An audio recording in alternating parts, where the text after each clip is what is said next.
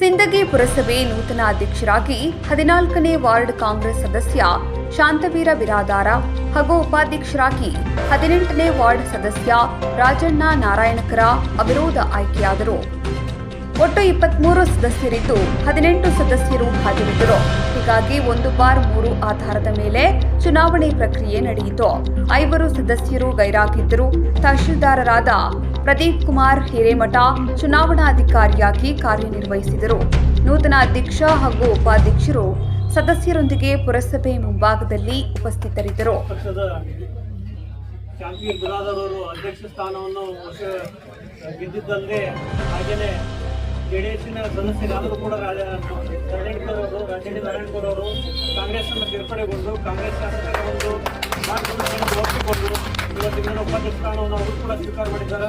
ಇವತ್ತಿನ ಈ ಒಂದು ಗೆಲುವಿಗೆ ಮುಖ್ಯವಾಗಿ ನಾವು ಕೃತಜ್ಞತೆಯನ್ನು ಸಲ್ಲಿಸಬೇಕಾಗಿದ್ದು ನಮ್ಮ ಶಾಸಕರನ್ನು ವಿಷಯ ಹೇಳ್ತೀನಿ.